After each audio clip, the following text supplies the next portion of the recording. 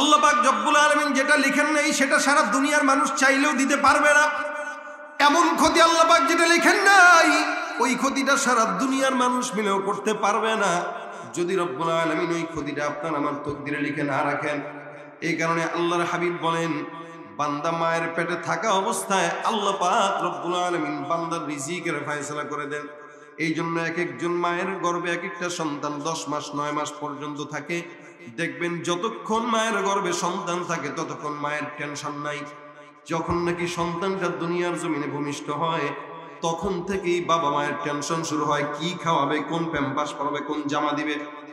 সংসারের অভাব, এই অভাবের সংসারে সন্তানটা আসার পরেই বাপ মায়ের টেনশন শুরু হয়ে যায়।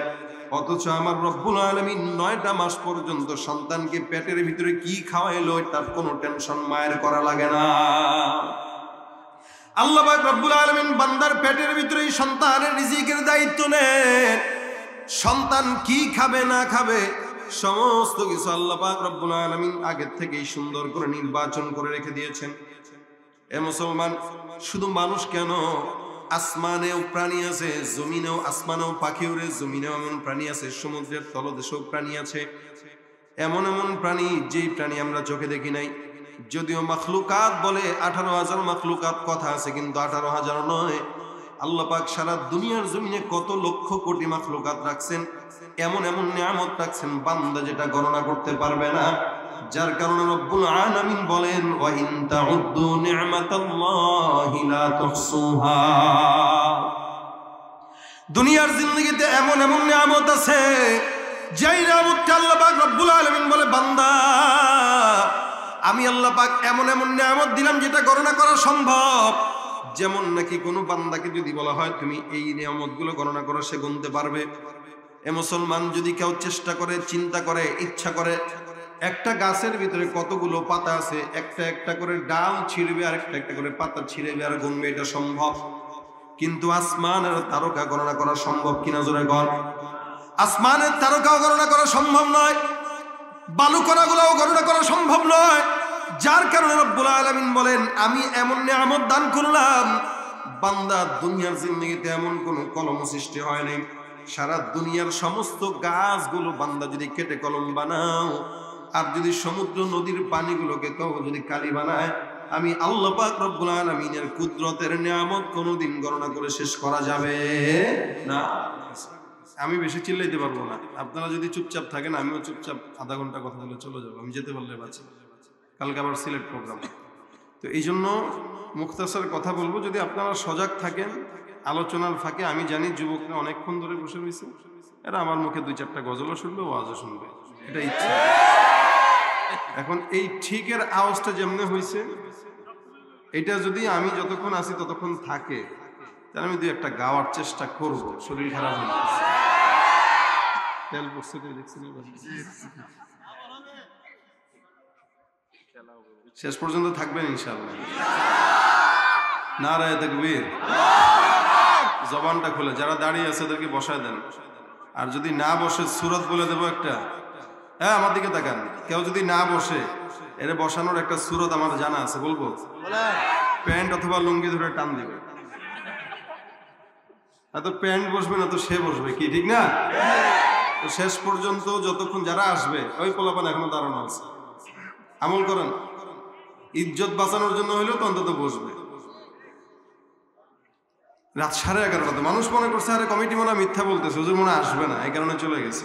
তো যারা গেছে এরা ঠকছে, আপনারা যারা আসছেন আপনাদেরকে আমি ঠকাবো না ইনশাল্লাহ। আমার কষ্ট হইলেও আমি সামান্য সময়ের ভিতরে ইনশাল্লাহ যা দেব, বিরিয়ানি যেটা খাওয়াবো এটা সালাদ সহই খাওয়াবো। বিরিয়ানি আমাদের আমার উস্তাদ আইনুদ্দিন আলাদাত রহমতুল্লাহ এই কথা বলতেন যে আমি আইনুদ্দিন একটু সালাদ টালাদ দিই আর কি, অন্য আর বক্তারা তো সালাদ দিতে পারে না, তা আমি একটু দিই। তা আমার ওস্তাদের কথা আমি নকল করছি, এই জন্য আমিও বলি যে আমিও আপনাদেরকে বিরিয়ানিটা সালাদ দিয়ে খাওয়াই।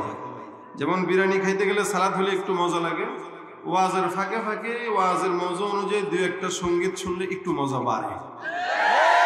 আর এই যে যুবকগুলা প্রোগ্রামগুলোতে যেখানে যাই আলহামদুলিল্লাহ যুবকগুলা ভরা থাকে।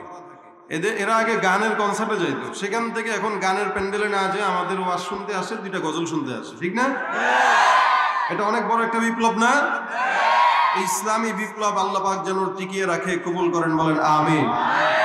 বিপ্লব মানে জীবন দেয়া বসে থাকা নয়, সে কোনো দিন আসবে না রে করো যদি ভয়।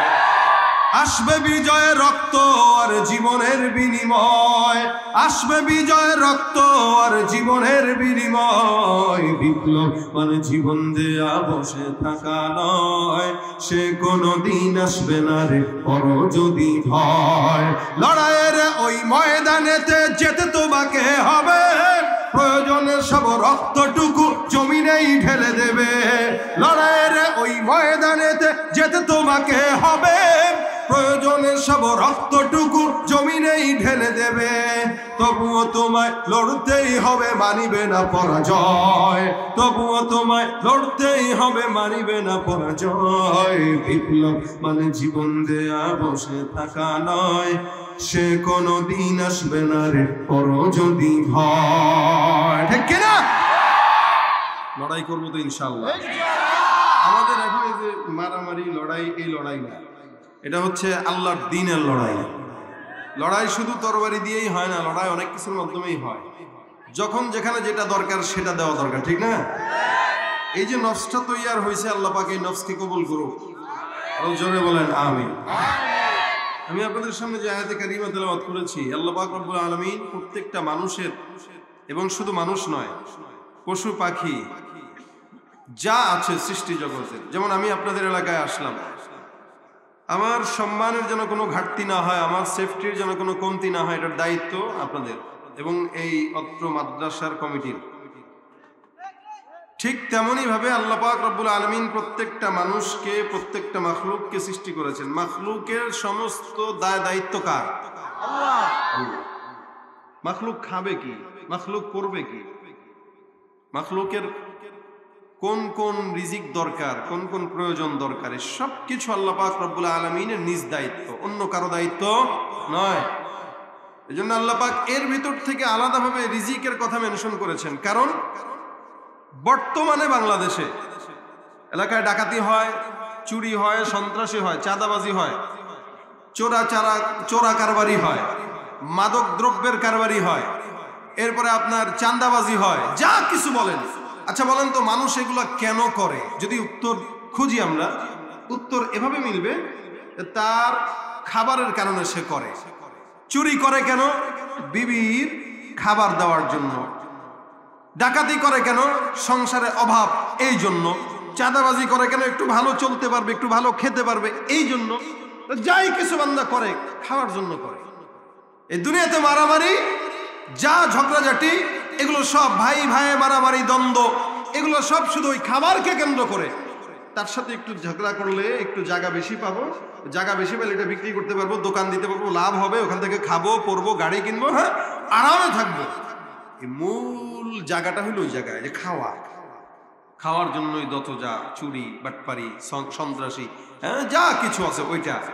আল্লাহ পাক বলেন, যখন নাকি বান্দা তার রিজিকের দায়িত্ব আল্লাহর উপর থেকে নিয়ে অন্য কোনো কিছুর উপর নির্ভর করে, তখনই আমি আল্লাহ বান্দাকে কুকুরের মতো বানায় দিই। রাসূল হাদিস শরীফে বলেন, আদ-দুনিয়া জিফা আতালিবুহা কিলাব। দুনিয়ার জিন্দেগিতে কুকুর যেমন হাড্ডি খোঁজার জন্য জায়গায় জায়গায় দৌড়ায়, জিহ্বাটা বের করে কুকুরের মতো দৌড়ায় কুকুর, ঠিক তেমনই ভাবে বান্দারা আল্লাহ পাক রব্বুল আলামিনের উপর থেকে যখন রিজিকের দায়িত্ব সরায় নেয়, তখন আল্লাহ তাকে দুনিয়ার রিজিকের জন্য তাকে দুনিয়ার কুকুর বানায় ছেড়ে দেয়। সে ঘুরতে থাকে, ঘুরতে থাকে, ঘুরতে থাকে, মাগার রিজিক তার কাছে যায় না। আর কোন বান্দা যদি অল্পতে সন্তুষ্ট থাকে, আল্লাহর উপর ভরসা করে, আল্লাহ পাক বলেন, ওয়ারযুকুহু মিন হাইথু লা ইয়াহতাসিব, এমন জায়গা থেকে রিজিকের ফয়সালা করব বান্দা কোনোদিন কল্পনাও করতে পারবে না। রিজিকের মালিক কে? আল্লাহ। এই বুঝটা রাখতে হবে দিলের ভিতরে, এবং এটার উপরে ইয়াকিন রাখতে হবে যে আমাকে একমাত্র খাওয়াবেন আল্লাহ। যেহেতু আল্লাহ আমারে বানাইছেন, কুকুরকে যদি খাওয়াতে পারে, মানুষকে পারবে না? একটা কুকুর তো না খেয়ে থাকে না, সেখানে মানুষ কিভাবে না খেয়ে? দুনিয়াতে কেউ না খেয়ে মারা গেছে, এটা শুনবেন না। না খেয়ে কেউ মারা যায় না। যদিও আমরা এখন প্রশ্ন আসবে, আমরা তো আফ্রিকায় মাঝে মাঝে সংবাদে শুনি কোন কোন দেশে মানুষ না খেয়ে হাড্ডি শুকায় রয়েছে। না, মুহাসসিরিন ইকরাম জবাব দিয়েছেন এভাবে, মানুষ কখনো না খেয়ে মরে না, বরং তার হায়াত যখন শেষ হয়, যেমন কিছু মানুষের হায়াত শেষ হওয়া লিখে রাখছে কি যে সে অ্যাক্সিডেন্টে মারা যাবে, কারো তকদির সে পানিতে ডুবে মারা যাবে, কারো তকদির সে আগুনে পুড়ে মারা যাবে, কারো তকদির সে অসুস্থ হয়ে মারা যাবে। ঠিক এভাবেই কারো তকদির সে খাবারের সংকটে মারা যাবে, এটা তার তকদির। তার মানে এটা না যে আল্লাহ পাক তাকে রিজিক দেয় নাই, যতটুকু রিজিক তার উপরে বরাদ্দ ছিল ততটুকু রিজিক সে খেয়েই তারপরে মরবে। অর্থাৎ আপনার জন্য আল্লাহ পাক একটা বরাদ্দ রাখছেন, আপনি এতটুকু বাঁচবেন, এতটুকু খাবেন, ওইটা যখন খাওয়া শেষ আপনি অটোমেটিক হায়াত শেষ। কোনো মানুষ কোনোদিন না খেয়ে মারা যায় না, বরং মানুষ বেশি খাওয়ার কারণে মরে। দুনিয়াতে কিছু মানুষ আছে যারা খাওয়ার জন্য বাঁচে, বাঁচার জন্য খায় না। এই জন্য আমাদের বাঁচার জন্য খাইতে হয়, যাই আমরা খাই। কিন্তু কিছু মানুষ আছে যারা খাওয়ার জন্য বাঁচে, 24 ঘন্টা খালি খায়, তার কাজই হইলো খাবে, দাবে, ঘুমাবে। এবং খাবারটা কোত্থেকে আসছে এটার কোনো বাছ বিচার নাই। ঘুষের টাকা হইলেও খায়, সুদেরটা হইলেও খায়, জাকাতেরটা হইলেও খায়, যেখান থেকে পায় সেখানে খায়। খাইতে খাইতে চেহারা শুয়োরের মতো বানায় ফেলছে। হারাম হালাল বাছ বিচার নাই, তমিজ নাই, যেখান থেকে মন চাচ্ছে সুদের টাকা দিয়ে বাড়ি করতেছে, ঘুষের টাকা টেবিলের তল দিয়ে খাইতেছে, এটার নাম পাল্টায় দিয়ে খায়। আছে না নাই? দুর্নীতির ওই আখড়ায় বসে জাহির করে জ্ঞান, কলম দিয়ে কামায় টাকা, আবার ধরে সাধুর ভান। ওরা শিক্ষিত শয়তান, ওরা শিক্ষিত শয়তান, ওরা শিক্ষিত শয়তান, ওরা শিক্ষিত শয়তান। ঠিক কিনা? ওরা হলো দেশের লাগি মহামারীর মতন, ফাইলে কলম ঠেকাইয়া চালায় শুধু নির্যাতন। ওরা হলো দেশের লাগি মহামারীর মতন, ফাইলে কলম ঠেকাইয়া চালায় তারা নির্যাতন। ঘুষের টাকায় ওদের ভুরি, ঘুষের টাকায় ওদের ভুরি, করে যে টান টান। ওরা শিক্ষিত শয়তান, ওরা হ্যাঁ ওরা শিক্ষিত শয়তান, ওরা শিক্ষিত শয়তান। আছে না নাই?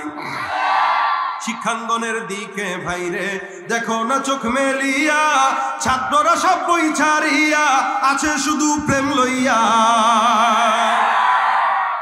শিক্ষিত ক্লাসটা বেশি মনে হইল? কারা কারা অবিবাহিত হাত তোলেন তো দেখি। কি ব্যাপার করেন না?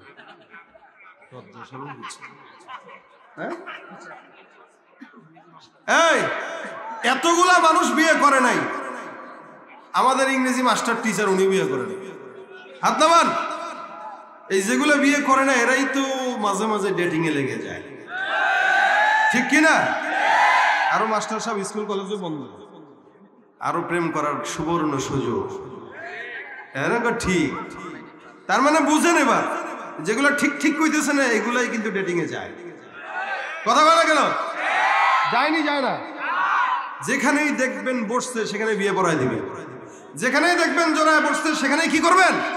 বিয়ে পড়ায় দিবেন। এদেরকে যদি বলেন বিয়ে কেন করে না, বলবে খাওয়াবে কি, কার পায়ে দাঁড়াইছে, নিজের পায়ে দাঁড়াইতে সেখানে কার পায়ে দাঁড়াইছে, শয়তানের পায়ে না বান্দরের পায়ে? আচ্ছা বিয়ে যদি কোনো বান্দা করে, যদি গরিব থাকে, আল্লাহ পাক রব্বুল আলামিন বলেন ওই বান্দাকে আমি আল্লাহ আমার রহমতে ধনী বানায় দেব। এটা কার কথা? আল্লাহ পাক বলতেছেন তোমরা বিয়ে করো।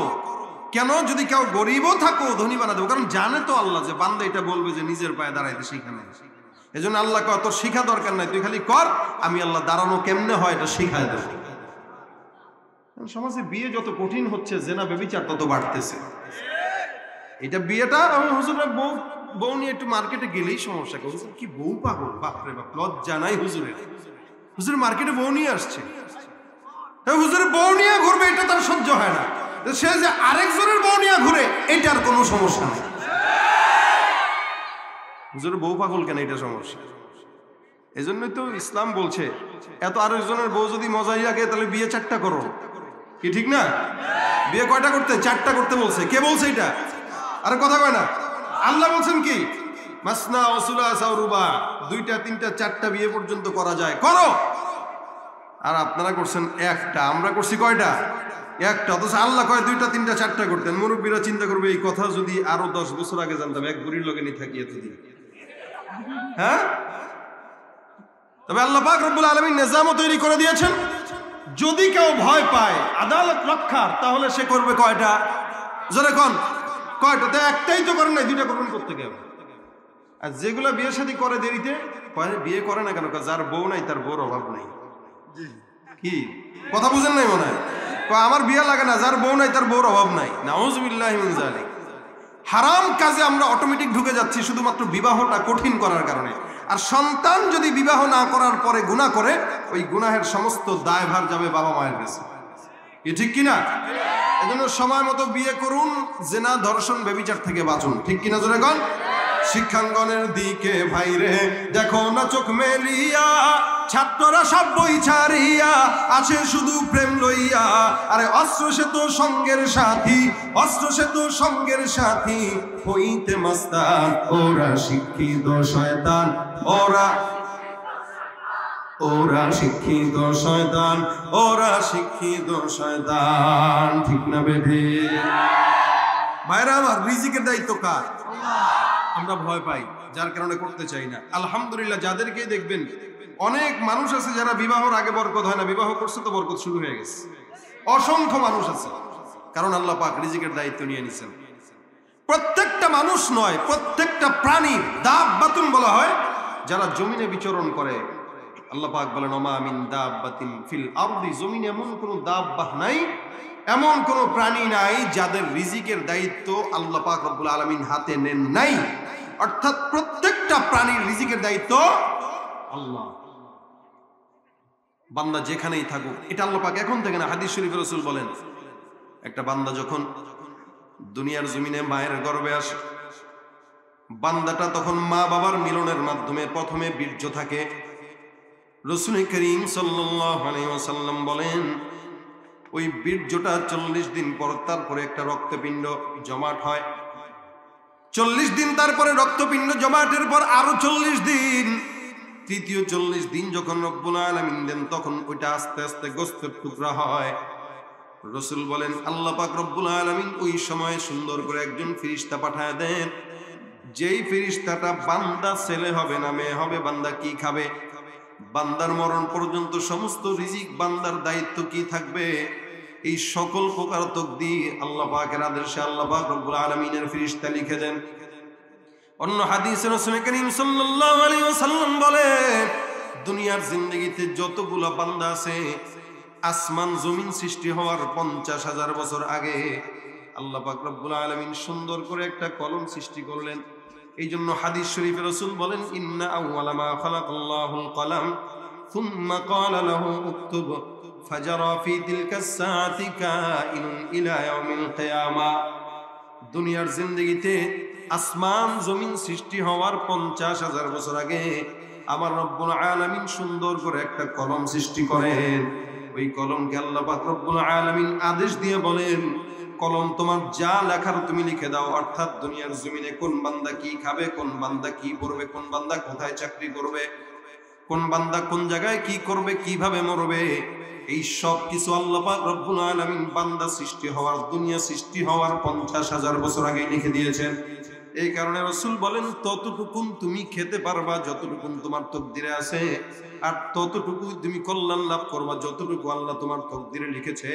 সারা দুনিয়ার সমস্ত প্রকার মানুষগুলো যদি তোমার বিরোধিতা করে, ততটুকুন ক্ষতি করতে পারবে যতটুকুন তকদিরে তোমার ক্ষতি আল্লাহ পাক লিখে রেখেছে।